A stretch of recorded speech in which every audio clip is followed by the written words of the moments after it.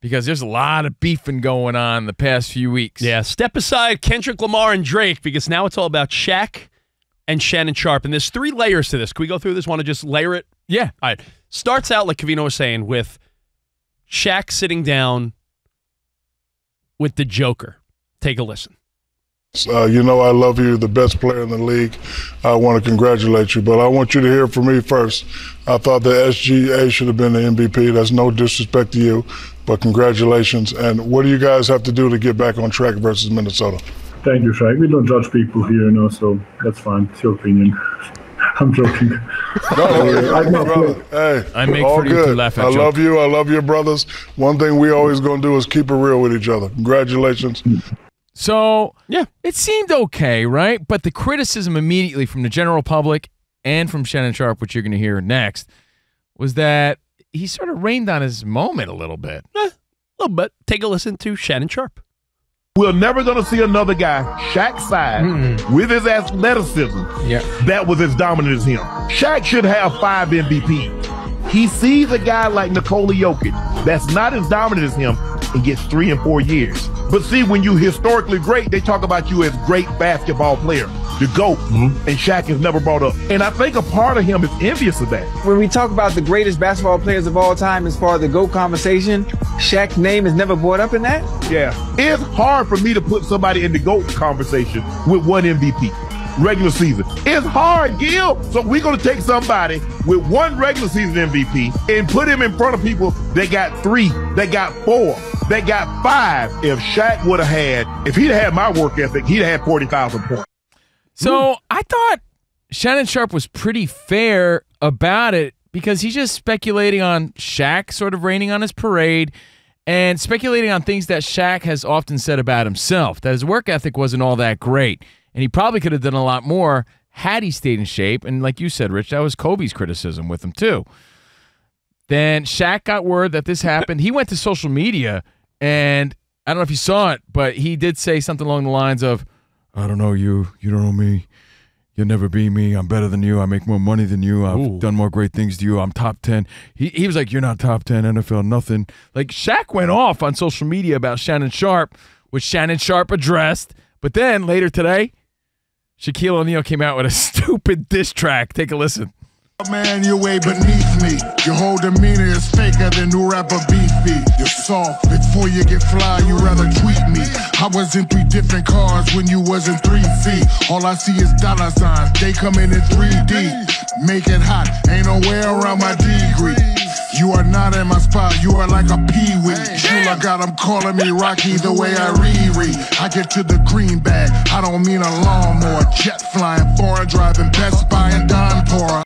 Wow. I love how people are just hitting up with I'm going to write a diss track about Rich next time he bothers me. And you know Shaq is just fired up because of the whole Kendrick Lamar Drake thing. And so immediately he's like, I'm going to go into the lab. Oh, it's perfect. You know, Shaq, as you know, if you guys don't know, has a history with rap. The Foo-Schnickens, Shaq Fu. He always did his thing in the hip-hop game. He could rap.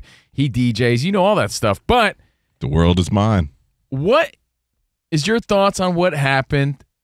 It sounds like it's taking a fun turn when you got a diss track out there, but it's weird when you see 2 guys like that going at it because a lot of people like both dudes. You know what it is? They just don't seem to like each other that much. I think it reminds me of a story of you and I. We were in Vegas once. Sure. And one of our buddies, we were busting his chops a little bit. And then like a sort of friend acquaintance jumped in on it. And you remember our friend stopped him in his tracks like, yo, I don't know you that way. I think it's okay to make fun of yourself. Like, listen, if I said, here's my shortcomings as a broadcaster, and I said what I thought it was. Rich could call himself a bozo. I could call him a bozo. Danny G could call me a bozo. But if someone outside looking in is like, yeah, he's a bozo, it's like, well, you don't know me like that. COVINO can, Danny G could, but if some, like, you know, cornball from, like, CBS Sports called me a cornball, I'd be like, no, hold on. That's true. These are my boys. So I think maybe Shaq is like, everything you're saying, Unc, is true, but maybe I don't know you like that to say that. You follow? I mean, obviously. No. I think that nails why Shaq got defensive about it. Even though Shannon Sharpe didn't really say anything that bad, he's still talking outside looking in on Shaquille O'Neal on a pretty big public platform. And like I said, Shaq said some strong words in his written message on social media. He basically said, I make more money than you. Oh boy. I was greater at my game than you are. And Shannon Sharpe owned up to all that. Like, he's right. But Shaq could have been a lot better. Here's what Shannon Sharpe said. Here's the difference between me and Shaq. I did everything I could with my God-given abilities, and I maximized everything because I put the work in. Shaquille O'Neal didn't do that. And yeah, but you know what? Sometimes being a workaholic and being a crazy person doesn't make you a better human. I heard Colin. I'm better than you. On The Herd. Stars attract stars. I'm better than you in every way. I heard Colin this morning saying how generational talents, there are guys like Andrew Luck. The criticism of Trevor Lawrence is like, he's so good, but maybe he just doesn't care the way like Tom Brady or Drew Brees, like guys that live it. Like Shaq didn't live it. Shaq was so dominant, but he cared about other things, which might make him a better, well-rounded person. But the criticism of Shaq has always been, he might have been the greatest of all time had he had the work ethic of a Kobe or a Michael Jordan or someone of that nature. You know what I find funny about this? First of all, this rap battle, these diss tracks. Yeah. I heard Isaac Lowenkron has a diss track about you. I was just about to say, it's right where Fonzie's back wheel of that motorcycle is just gotten on the ramp. Like, that's how close we are to this thing kind of jumping the shark when all of a sudden now Shaq is doing it with Shannon Sharpe. However, I will say this. I do think that Shaq did this because it's crazy, guys. If you think about it, Shannon Sharpe actually has a platform for them to go at it, right? On his podcast, and Shaq can't win that fight. Oh, do you know what? Can I tell you? There are two, quote, beefs that could be settled on podcast, and if you think maybe the podcast, like, ratings, numbers, if Shaq went on Club Shay Shay, downloads would be off the hook. Yes, off the chain. absolutely. You think we should write a diss track about Petros and money or no? Because maybe I'll do that this weekend. Danny G, drop a beat. Drop a beat, Danny G. Petros has actually said in the past that you guys are wonderful and he loves the show. Do you have that clip?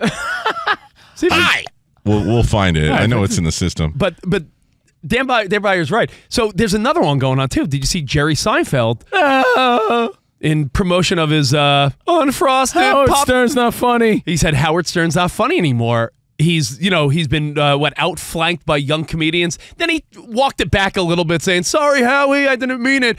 But all that does is set up a Stern sit down with Seinfeld that will have huge numbers. Yes. So it might just feed a really good sit down. That actually could be this whole plan.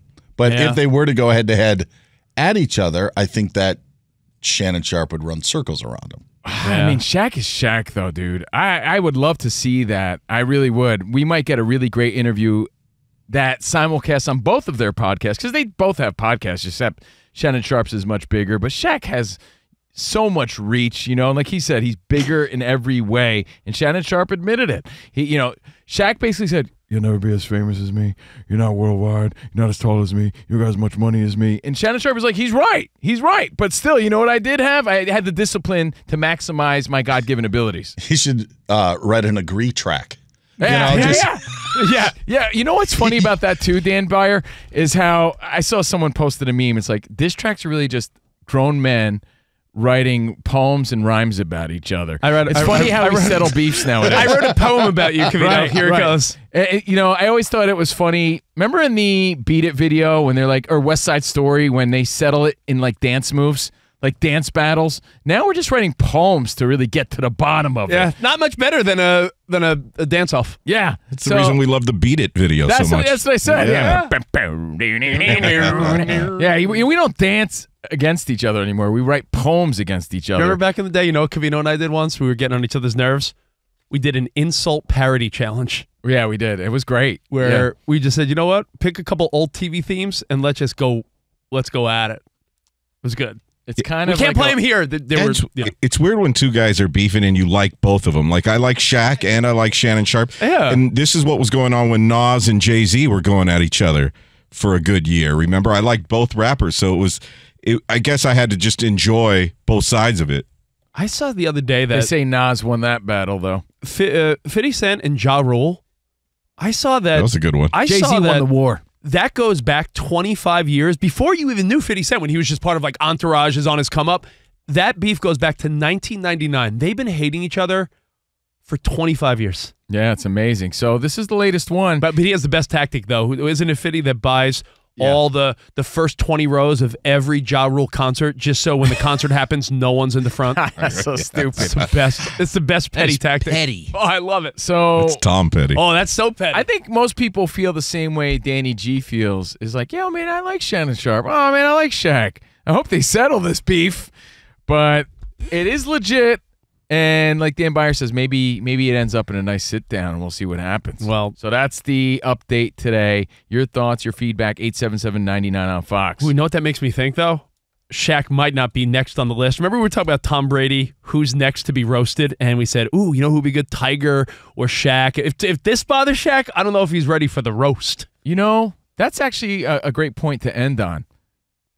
What's hypocritical about this whole thing is Shaq, not that he was talking smack because he did say it to Jokic's face, but, you know, he was very outspoken with his opinion in that moment.